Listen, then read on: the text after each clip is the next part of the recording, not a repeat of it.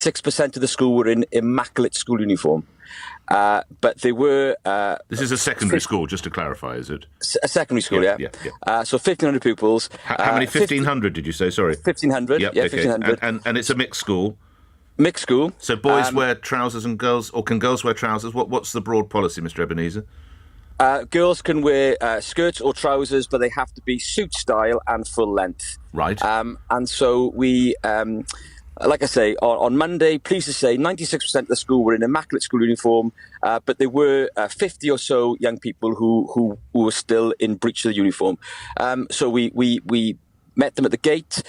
We tried to remedy, and I'm happy to say the vast majority, within about half an hour, were in the correct uniform. They took the socks off the school, and everything was fine.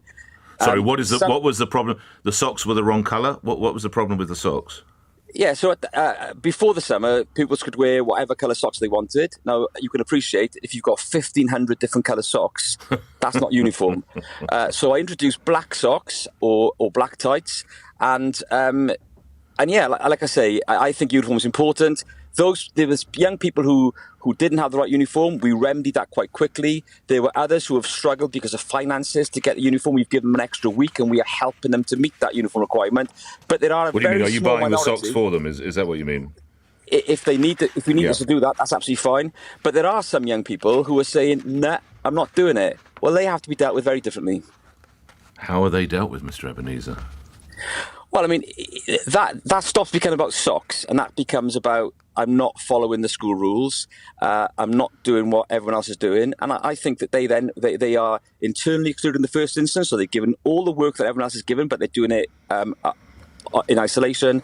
And if they continue to refuse to do what they're told, well, obviously we have to exclude. What we can't do is say, okay, that's fine, you carry on, because young people will test to see how firm those boundaries are.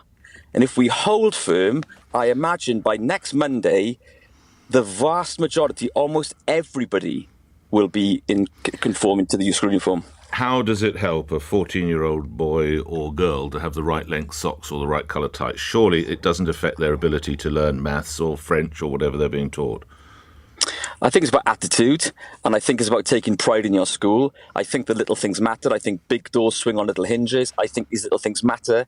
And I think already in my 4 weeks of being in the school, the atmosphere is tangibly different in terms of kindness, aspiration, pride in the school. And I do think those little things matter.